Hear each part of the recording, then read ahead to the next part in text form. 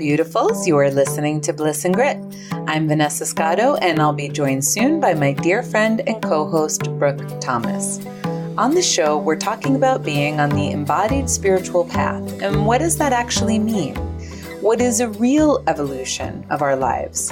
How do we ultimately embrace everything, all the beauty and crazy, the joys and the messes, the bliss and the grit that is a human life? We're certainly not gurus, so we're not putting forth this conversation as the word, but we are just a couple of regular humans sharing our personal process as we follow our own paths, and we're so delighted you're joining us. This week, we're talking about awakening.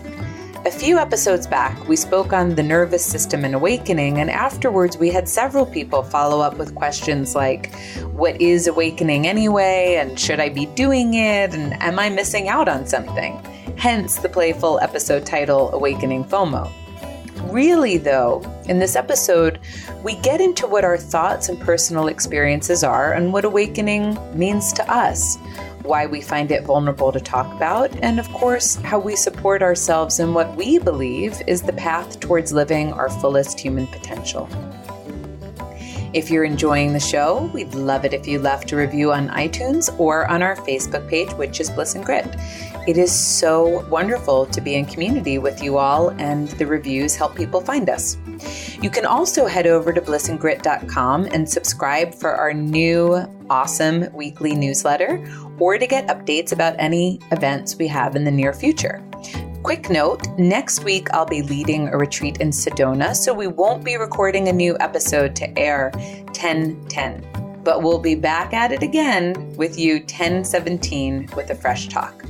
Last thing, just in case you're new to the show, Brooke and I have a tendency to curse, so if you're in non-swearing company, you may want to pop in some headphones.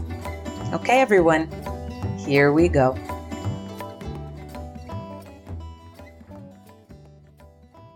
Hey, beautiful. Hello, darling. All right. I would like to pick up a thread from our episode on the awakening nervous system, because we used the word awakening. And we both, at the beginning of the episode, you were talking and you were kind of couching it in different terms, like what we're interested in. And we both had this kind of like, fuck it moment. Fuck it. Let's just admit. I think I was saying like, awakening to your truth, awakening to yourself. Right, you're defining fuck it. Awakening. Period, okay. Fine. And then we talked about the nervous system.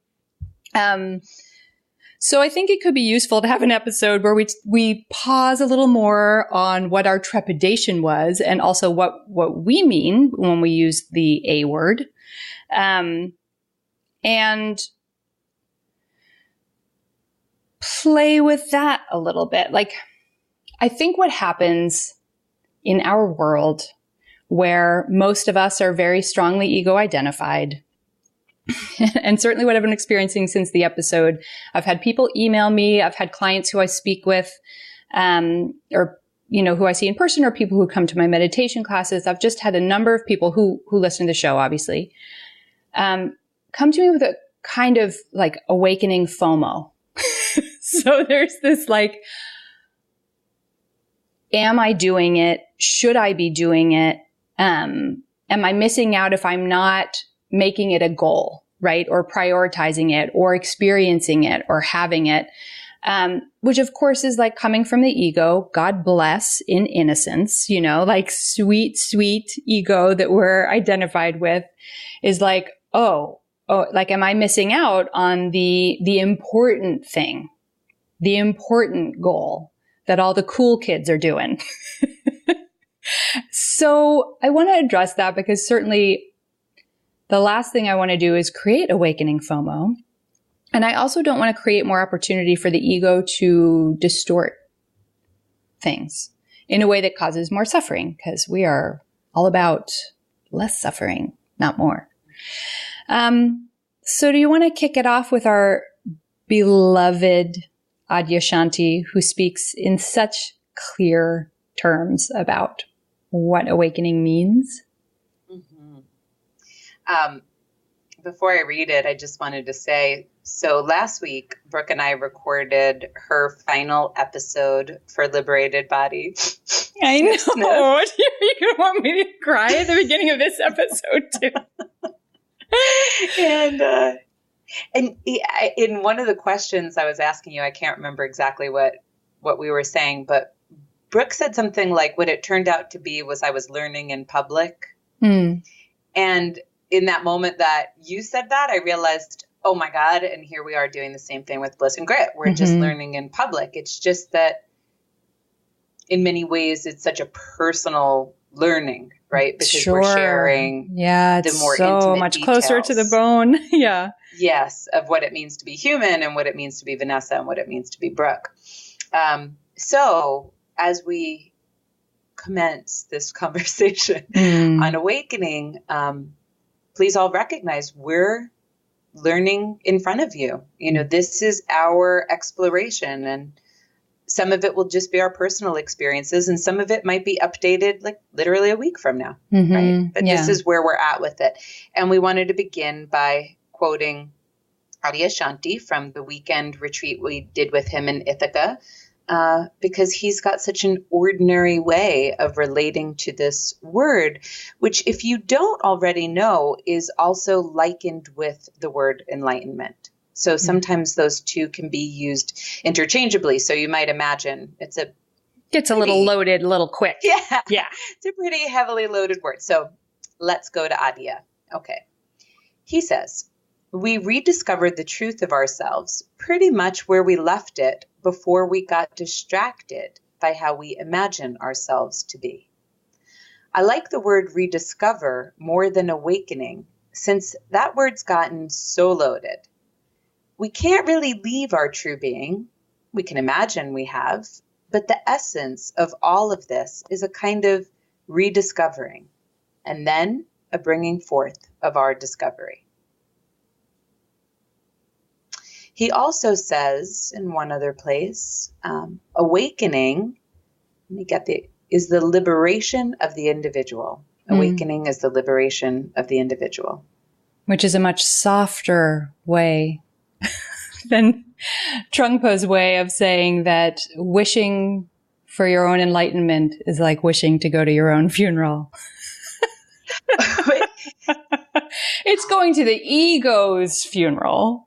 And thank God Adya comes along and points out, but you're not just your ego.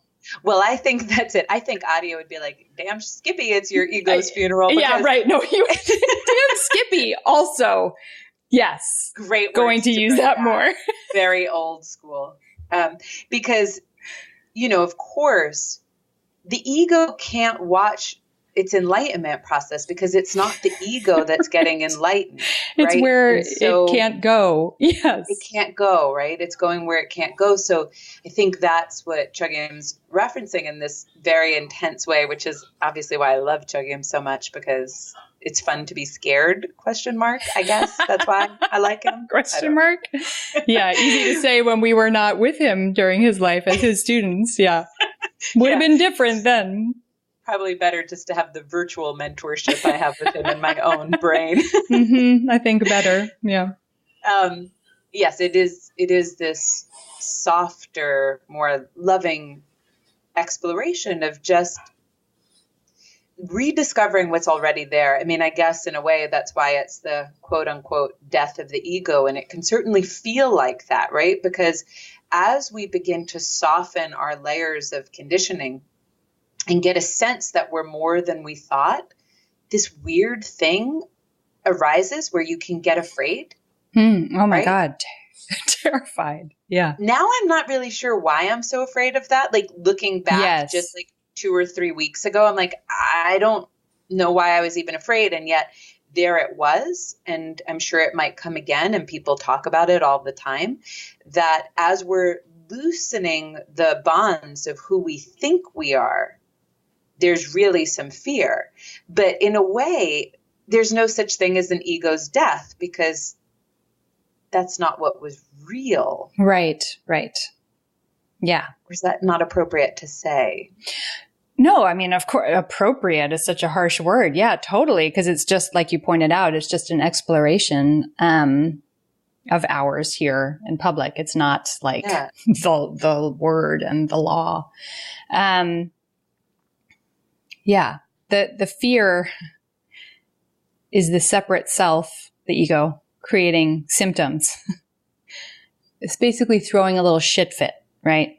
In a way that's going to try and hook you back into the way that you identify. So when you said, and of course, like you said, like it's not real. So at a certain point, the fear sensation just becomes kind of funny and it collapses. My experience is that it comes in waves. It collapses and then it comes back and it collapses and it comes back. But it's really just like this little funny temper tantrum. It's kind of like phantom limb pain, you know, like it hurts, but there's nothing there. Yeah. I'm thinking about the separate self. I'm literally just thinking this. So breaking news and, definitely breaking download. Yeah. Yeah. Breaking download. Definitely. Let's refine it together. But I'm thinking about the separate self as just this kind of like misunderstanding. Mm-hmm. Yeah. I don't know if Matt Kahn said this. I feel like what I'm about to say is inspired by listening to him because the word misunderstanding just feels like something he would offer. But, it might be my own interpretation of things he said. But this is what it feels like. It's just this big old misunderstanding. Yeah. That like as Matt would say comes from innocence, that we take thoughts, we take feelings, we take behaviors to be who we are. Yeah. The most simple thing, I may have told this story on the podcast before. I can't remember. I've certainly told it to you, Brooke. I know I have, but I was talking to a friend of mine. This is the stupidest metaphor, but you'll get it, about relationship issues. She was having relationship issues. This is years ago. And she was saying that it embarrassed her that her boyfriend didn't like the way she brushed her teeth because when she brushed her teeth, she had a way of keeping her mouth open so that her toothpaste flew like down her chin and like such a great visual. Okay. I know. Onto her shirt. And so he would like, I guess, make fun of her about it and probably lovingly ponder why she couldn't maybe brush her teeth differently than that. Sure. And what she said back to me as she was describing the story is, but that's who I am. So I'm great. the person that brushes my teeth like that. And I was like, God. What? It's like the best ego metaphor ever. Oh, it pleases me so much. I was like, that is most definitely of all the things you might imagine yourself to yourself to be, the least one that you are. Right. And it was a really interesting moment because, I mean, this was years ago and I've always been kind of on this path, but still a little fledgling in my own unfolding process. And yet even I knew at that point, like, honey, that's not who you are. That's a behavior. Right, exactly. It's just a learned behavior. Yeah, it's a distinct difference. It's like saying who I am as someone who drinks coffee. Well, maybe I drink coffee every day. Maybe I'm very attached to the pleasure and ritual of coffee. Maybe I'm even attached to the idea that I need coffee. Mm-hmm. But I am not one who drinks coffee. That does not define the essence of me. And so I feel that when we're speaking about our ego identity, it's just this giant misunderstanding. It is. And then when that bubble pops, it's fucking funny, or at least it has been for me. But so we've got toothbrushing and coffee drinking, but let's take something that's maybe a little more prickly, right? So, I was going to make up one, but let me use one that's actually mine that's gone away a lot. So for me, I think I've talked about this a little bit here and there, but the busy person, the one who works really hard, it's hard. I'm busy. because it's hard. Like this is very much how I identified. And so my life always had a lot of striving, a lot of excessive work, and a lot of not just enough received back for my efforts, just enough to get by, meaning just enough, whether it's in the bank account to live week by week, or just enough affection back in a love relationship to get by, although oftentimes not just enough, and oftentimes more than just enough. So maybe that one's not as clear as like the schedule and the money. And it was just, but there was this idea, there was always this like, it's hard, life's hard, I have to work hard, I have to lean in, I'm so busy, I'm so busy, I'm so busy. And this is just how it is. This is reality. And this is just who I am. I'm a worker bee. I'm busy. I got idea. I'm doing things. I got to hustle. I got to, and then I could also get like victim-y stories could, of course, weave into it as well. Like, hey, like it's reality. I'm a single mom. I'm raising my kid on my own. I don't have two incomes. I don't have a trust fund. I don't, so all of these things weave in to tell me like, this is just reality. Mm-hmm.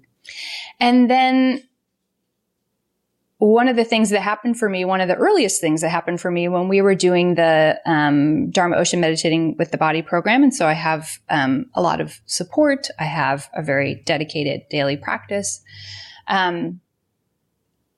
the time, one of the first things to go about that identity and that reality was that I live in Connecticut, and I was working in New York every Sunday. And so I had this one Sunday work day that was 14-hour day. It was 3 hours in to commute, see 6 back-to-back-to-back clients, hungry, stuffing snacks in my face, get on the Metro North, 3 hours back home. Long day, exhausting. And I would tell myself all these stories like, gotta hustle, gotta have practices in a couple places, gotta stay busy. It's so great I can be connected to New York. It's so great I have this office space. At the end of the day, it was just fucking fatiguing, busy work, because the identity told me I needed to do it. The reality is that my practice in Connecticut's quite busy, and those people will be very happy to see me on Sundays. And then I don't have Metro North, and, maybe I can see far fewer clients on a Sunday, which is what I wound up doing. So I got rid of that. So now I have reality tested one tiny piece of this story and gone, I was just making myself crazy based on a story. The busy person who has to hustle and strive and spread herself really thin. In this, I get to see with this one example, not true. Which for me, because I'm engaged on a path and because of who I am, gets me curious. How much of this is true? How much could go? Like how much of the striving could go? Let me tell you. It can all go, which has been really amazing. And then there's this phantom limb pain, which for me, striving has been such a persistent identity that it'll kind of flare up and come up with some interesting, new, compelling, shiny object story I'll go a little bit down the striving path, and then but I can't go so far down the path anymore because I'm like, this isn't true. Because I've reality tested enough times and had the experience like, that's not true. And so that's like a tangible example of one part of an ego identity that would go. Now think about for all of us, all of the vast array of different identities. So we'll call that one maybe striving identity. But then there's good girl identity and good daughter identity and the nice one identity and the sassy bitch identity and the smart one and if you keep going down those paths, a lot of conditioning falls away. And like, this is some piece of what we're talking about when we say awakening. So Adyashanti says it's the liberation of the individual. Well, it's because if you're not those things, you're still something. But you're not all of these stressful belief systems that you've been conditioned into believing in innocence. Yeah, it's like Adya points to, you are the I am before the self-referencing mechanism got turned on, like before self-doubt got turned on, before the self-descriptors got turned on. Yeah. And Chogyam Trungpa Rinpoche would point to a lot the same, right? It's like, it's a falling away of the shoulds. It's why I think when people talk about awakening or enlightenment, they do talk about the negative so much, like what it is not. is such a common thing. Sure. Because the ego can't know it. It can't figure it out. It really can't. We can barely relate to it because from this level of consciousness, whatever this level of consciousness is, I can't quite imagine or grab onto the next level of consciousness until it's been an experience of mine. Mm-hmm. So everything are just words that are hopefully pointing us towards it and inviting something to shift so that we can experience that. Mm-hmm. And then once we have a glimpse or a taste, then that becomes a new part of us. And I think we shift our consciousness a little and now we're more ready for the next one to unfold, right? So it's such a hard thing to point towards. But I do think, okay, so some of the fear around this process of awakening, the resistance that we can have to just living in our truth, just living truth and rediscovering ourselves is primal, right? Okay, survival systems, we want to be in control, you know, all of that kind of stuff, which is interesting because I posted a quote on our Instagram stories that I can't remember the person or the book that it was from, but it was something along the lines of culture is a shared set of survival strategies. I'm going to have to sit with that one for a while. So interesting. I know. I put it out there like, let me hear all of your thoughts. I mean, he goes on to describe more, but I was like, that's really interesting. Surely it's not only our survival strategies, but you can see that as a species, and especially in the cultures we are in, we don't know all other cultures from the inside out, being in control is a big part of our survival programming, right? We have that mythology that we must be in control.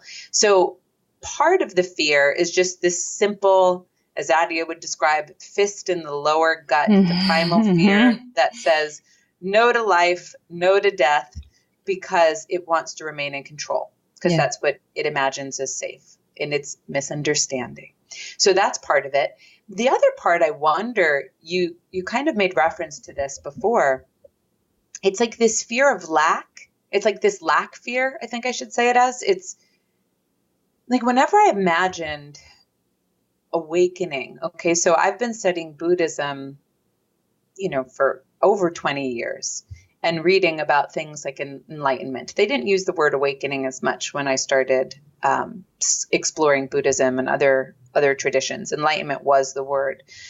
It's kind of become overloaded. So then they started to use awakening, which is being really overloaded and co-opted. Yeah, we're just going to keep coming up with words and ruin them because that's what the ego wrecks those words because it makes it a goal. Yeah. What we do, we just, we can only relate to it from the level we relate to it as we put whatever projections we have onto it. And then there it goes. So, but they were talking about enlightenment.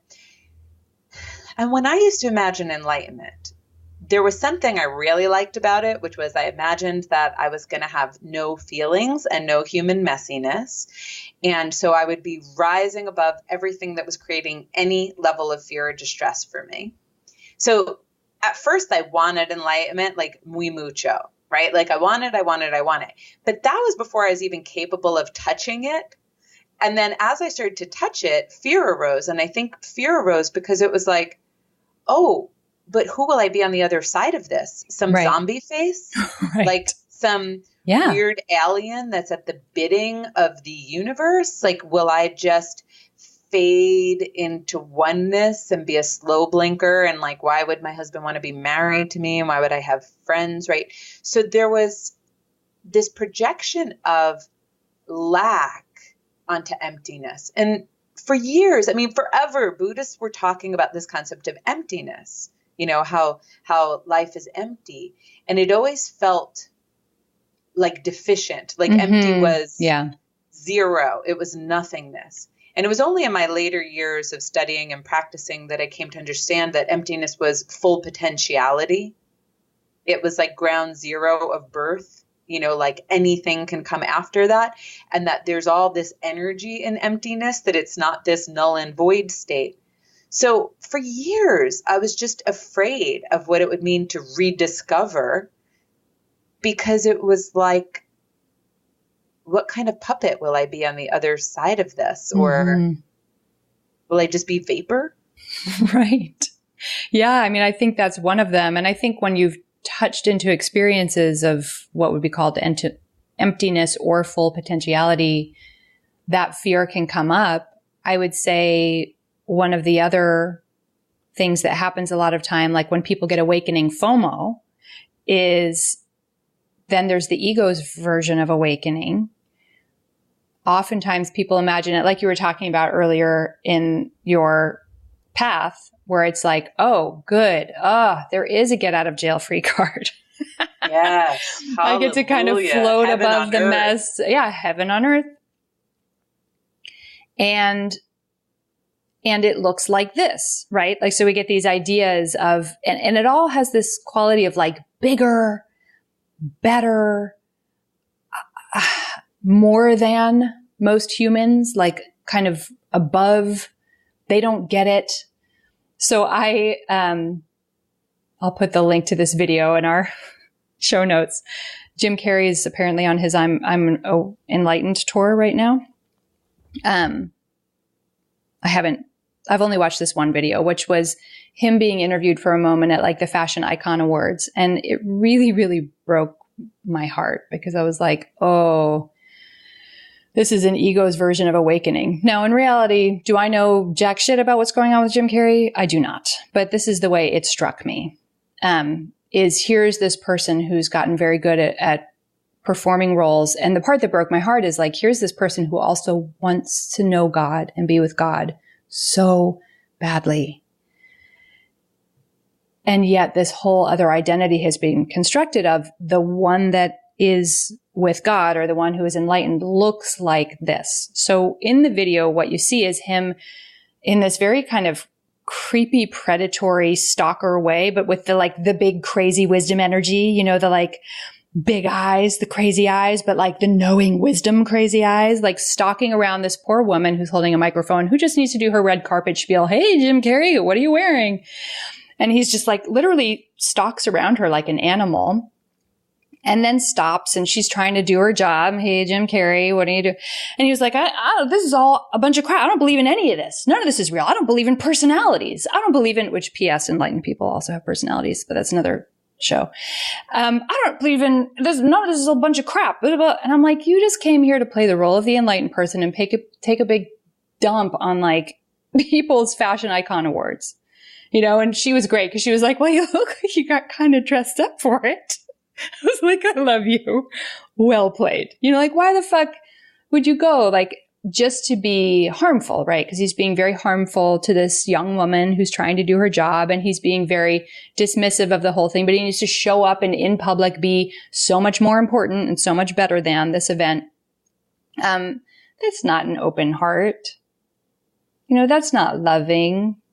That's not being with oneness, because if you're with oneness, you're, everything that the fucking Fashion Icon Awards are about too. And you can see how that operates and why that's happening, So, I think for me, for sure, one of the reasons for trepidation, part of it is personal, right? Like you said at the beginning, this is very tender stuff for you and I to be going through, and certainly to be talking about it in public, but it seems to be a part of what we're up to while we're here. So, I'm compelled and delighted that I get to do that, but it's also very vulnerable, very tender. So part of my apprehension is like, ooh, like how public do I want to be about my own path? And then a part of it is also seeing things like that and just being like, God, the last thing I want to do is create any more of this, like, get on the awakening train because it's the best, most highest, goodest, float above humanity thing you could possibly grab, like as a goal.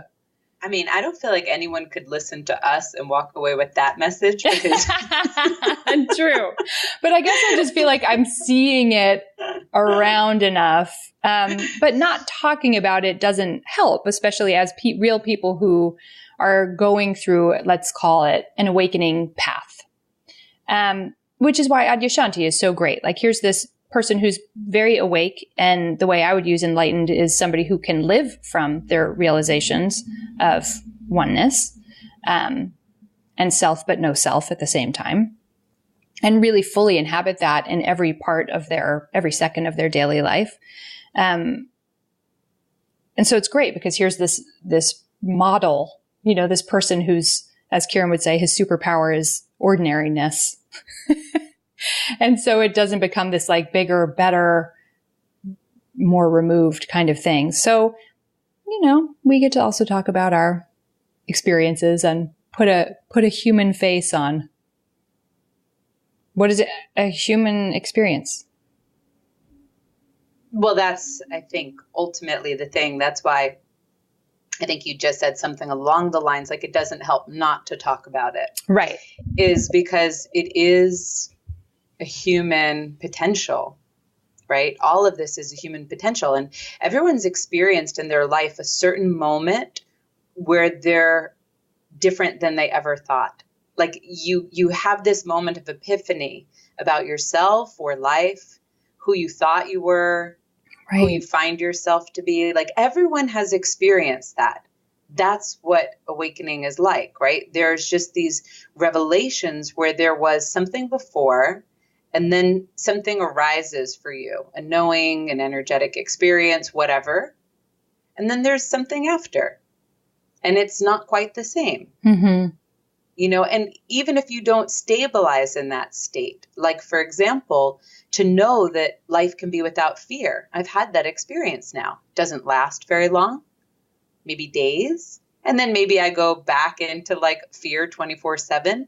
But I know that can exist now in a way I didn't know before, right? And so all of us have had those moments of kind of before and after and discovering greater truth about who we are. And it's just that process, only grander and grander, because most of the time, let's say we're in the funnel of psychology looking to explore, okay, who am I? Like, I really want to discover my essential self. We tend to keep still associating with different identities or thoughts or feelings. It's still self-referencing. Yeah, it's still self-referencing. It could be a lot more light and beautiful and true to who you are and lovely. And boy, that gives a lot of freedom and more functionality in life. So that's a beautiful thing.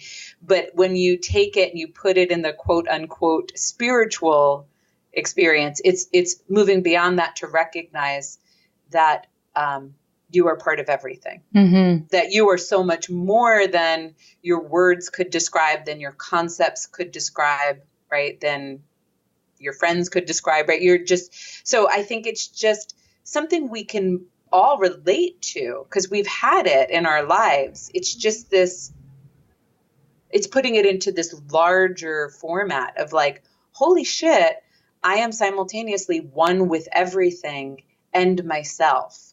Whoa. Yeah. Right. Yeah. And that's like dropping into experience that, so I gave the example of the striving one. And so that's shedding conditioning.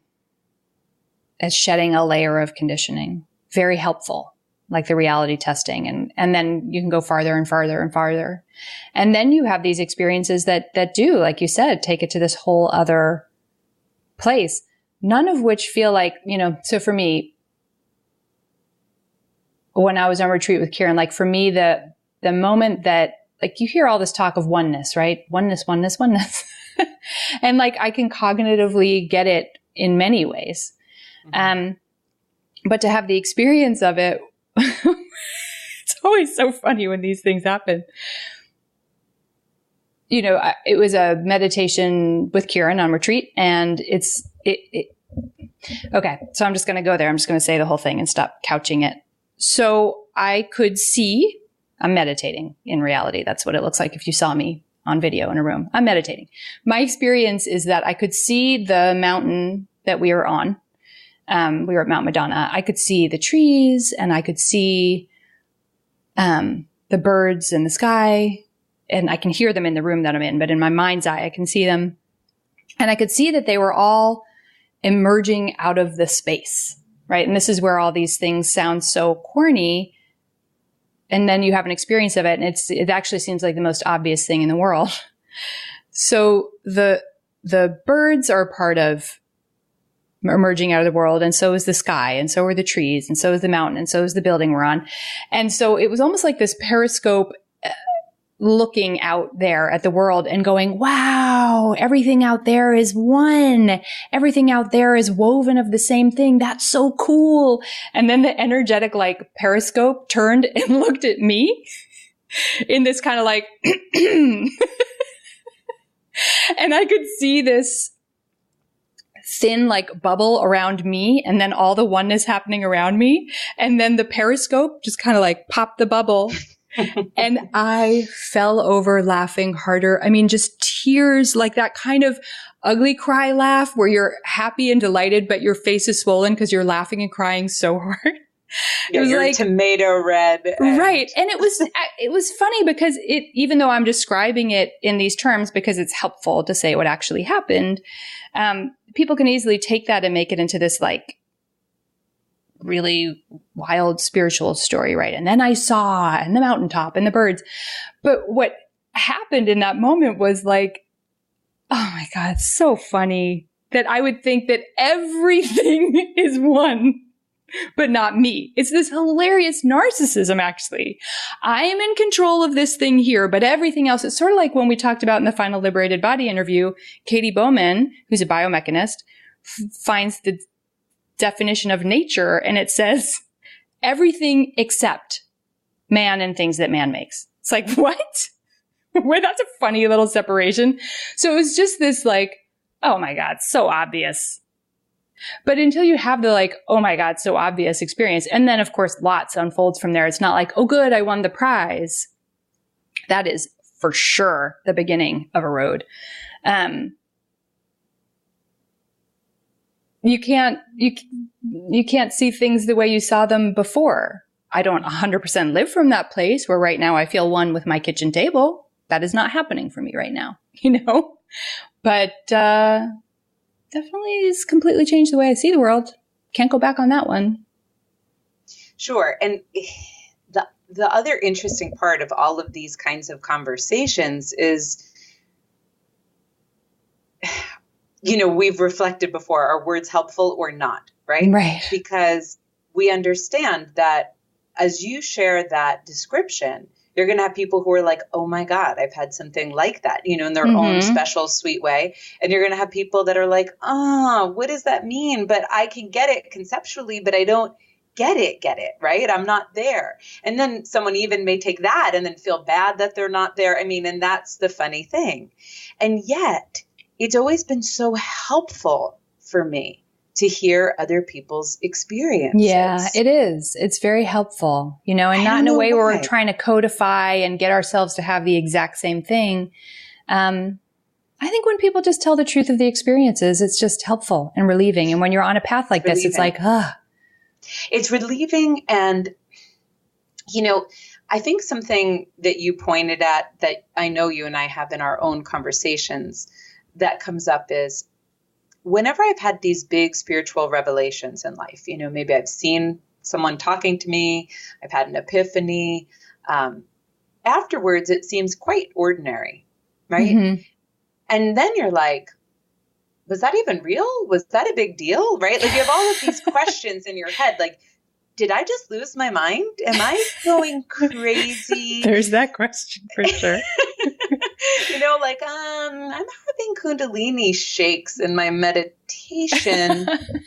Did I just blow a neurological circuit, or is this happening? And, because so much of awakening occurs through a path of meditation, it's not the only one. There's inquiry. There's just grace. Yeah. It's all just grace. Yeah. Awaken. At the end of the day. Yeah. So, there's a lot of different ways, but so often as it's associated with this kind of path of meditation and such, many of us in modern days are kind of just doing it all alone, or we're doing it alone with, like, I see my teacher in retreat once or twice a year, Mm-hmm. And so you're out there going, is this real? Is what I'm imagining to be real? And it's wonderful to be supported by hearing other people's stories, because 24/7 we live in a world where people believe that the desk that I'm tapping on right now is solid and is a desk, right?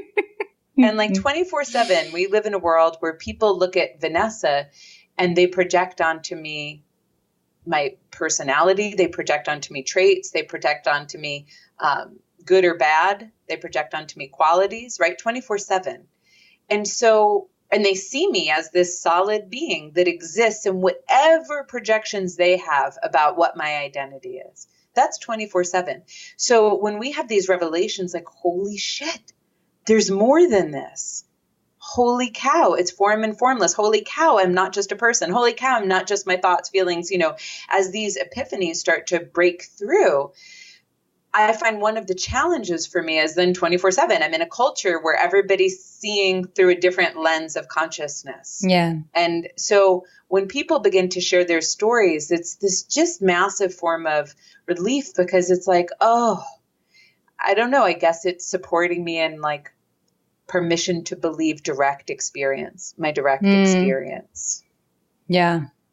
So critically important. And again, like not something we're getting modeled that much. Although I would say that like the stream of this path is like very compassionate in the sense that, once you're in it, you do find, right? Like more and more, you find exactly what you need. You find more resources that help you feel not alone. You find more people showing up in your life. I mean, it's just like, there aren't that many of us. I just realized the example I use might break down on you. I was going to say there aren't that many of us that are as our adult selves that would want to go back and marry our high school boyfriend. And I'm like, ew. Well, Vanessa married her high school boyfriend, but you guys had what, a 30, 20 year break? Anyway, it breaks down on you. For most of us, get on down. Because we know that like we're different people than we were then. It wouldn't match up in the same way. And so we invite different kinds of things into our life, things that match up with us now. So as our level of consciousness changes, we do wind up surrounded by that more and more. Although it can feel lonely at times. For those of you listening who are like, not for me, it feels lonely. Like we get it. That definitely happens. But things do keep coming in the stream. Well, most of the time, my best friends on this path, I was going to say, but I better to just say life because my life is this path. Exactly. Like, so much better. Whatever. Awakening is just discovering your humanness. And this has been my life. Spirituality, Brooke and I were talking about on the Liberated Body interview, is just our relationship to life. Yeah. Which includes self. Because unlike Webster's dictionary, we don't separate ourselves from nature. Right. So in life, some of my best friends and best teachers have been authors, YouTube teachers. Yeah, sure. Right. You find the resources. You find your resources. And geez, I mean, a huge turning point for me. I'm trying to think of what order it happened in. I'm trying to remember if I found Reggie Ray or Buddha at the gas pump first. But I think I found them just about the same time. I think I discovered podcasting a couple of years back. I discovered podcasting. You were already doing it. Maybe I discovered it because you sent me a Liberated Body podcast to listen to. Yeah, and then you sent me Reggie. And then I sent you Reggie. Like I got hooked somehow. And I first got hooked on Ram Dass's podcasts. So loving. And I loved hearing them. And then I found Reggie Ray and then Buddha at the gas pump. And that was tremendously relieving for me because earlier when I had studied or learned or heard about enlightenment, it always felt like something very out there that happens sometimes if you're a monk and you kind of go into the mountains and you dedicate your whole life to meditation. The old move into the cave routine. Yeah, exactly. And I'd be like, do I need to move into a cave? Because I don't know why, but I always wanted truth, right? It was always a calling. Like I always wanted to be, quite frankly, enlightened because that back then when I was young, I would have said, I want to be enlightened, And now I'm like, oh, I don't want to be enlightened, Back then I was like, yeah, I want to be enlightened, and I would read about it and then I'd scratch my head and think, do I have to like move to Tibet to like a, hovel in the mountains, It always seemed really far out there, like this very mystical experience. And then listening to Buddha at the gas pump, it brought it home. It brought it home in a lot of ways. You know, in part, I have lived a lot of my life in the kind of bit of a spiritual closet, only talking about my beliefs when someone was genuinely curious and asking me questions, keeping it to myself or to my close friends that I knew also had an interest. And I think part of that for me was I thought it was weird. I thought it was other than being normal, as opposed to this is your human potential. Right. This is the human path. As Kieran would say, everything wants to go home. Yeah. Yes. And I didn't get that. And so I didn't want to be other than. And then to listen to Buddha at the gas pump and to hear people talking about awakening, which is knowing reality in a very direct way. Like, what was the word that? Rediscovering themselves. God, I'm so glad he brought that up. It's like a remembering, you know? Yes. And their connection to everything. And I was listening to them and I'm like, man, most of these people sound pretty fucking sane. Most. You heard me say most. Some, yeah, I know. Okay.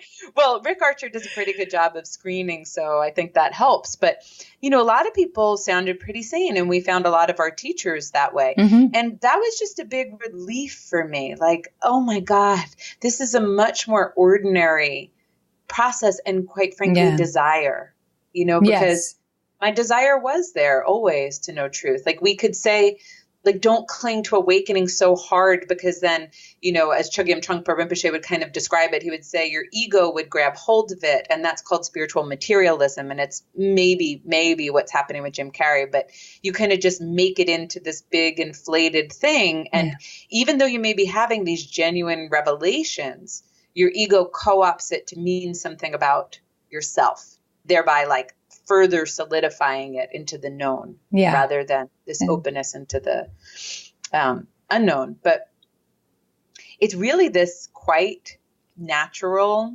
ordinary, sane thing that most of us have a desire for, I think, because it is our human potential. And as soon as we've reached a certain level of openness in our minds, our bodies, our nervous system, perhaps, I don't know, our hearts, as soon as that's there, I think the curiosity gets bigger. And then we reach a level of openness and our curiosity gets bigger. And I'm not trying to like rank it. I'm just describing that that's how I can conceptualize of it as, is that some people are not curious, even though I think it exists in their potential as every human has it, but they're just not curious yet. And then maybe something will open in them that will stir the pot of curiosity. But many of us kind of just came blammo into this it's been a theme since childhood for a lot of us. And, you know, by way of spreading relief, as much relief as we possibly can around, for those listening who are wondering, am I supposed to be on the awakening train? Am I supposed to be doing something different or more or better? Or am I getting it right? Am I getting it wrong? I would just say, like, don't worry about it, because the whole point is like, it's not you doing a thing. Like this idea of the controller who is, you know, pulling the right switches and pushing the right buttons in order to create an outcome is just a delusion. And so if it's causing you suffering because it's telling you that you're not getting it quite right enough and you're not spiritual enough or evolved enough, that's just the ego messing with you. You know, we're all playing our exact right role. I swear to God. So don't worry about it. You know, just like you're breathing the whole time you've been listening to this podcast, your breath has been breathing you this entire time. Life is living you this entire time. Any path you're on is doing itself. So you don't need to grab hold of it. You don't need to shame yourself about getting it wrong. Not going quick enough or any of those things. So we're not trying to create the insiders club here. We're just talking about our experiences. A lot of you who listen are very much on a path, you know. Some of you are like, I'm curious about these parts. I'm not so curious about, you know, that seems a little like, great. All are welcome. It's all good. It's all perfect. Ta-da. Put a ribbon on that one. And that's awakening.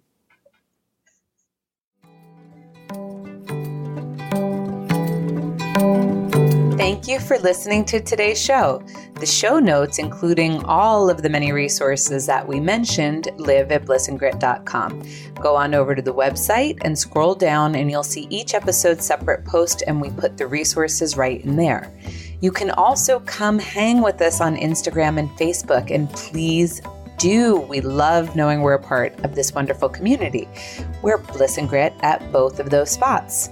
If you want to support the show, please feel free to write us a review on iTunes, Stitcher, or on our Facebook page, which is Bliss and Grit. As we said, it's so fun to feel that we're not alone and that we can be engaged in a fun conversation with all of you out there. You can also subscribe on the website, which is blissandgrit.com, if you want to be notified about any goodies we have brewing for the community, and also to receive that sweet newsletter that I mentioned in the intro. Huge gratitude to all of you who have already written reviews. We so appreciate it. We just want to take a minute to read one from Laura Elizabeth Amina Johnson, who says, I've just discovered Bliss and Grit through Brooke's Liberated Body podcast, and I feel like I've hit a gold mine for my career as a body worker, for my body, and for my spirit. Thank you, Brooke and Vanessa. Your authenticity and genuine natures are incredibly inspiring. That is amazing. And thank you, Laura. And thanks all of you who've already put reviews. It means so much to us. Reminder, we will not be airing a new episode next week, but we will be back at it Tuesday, October 17th. Thanks so much, everybody.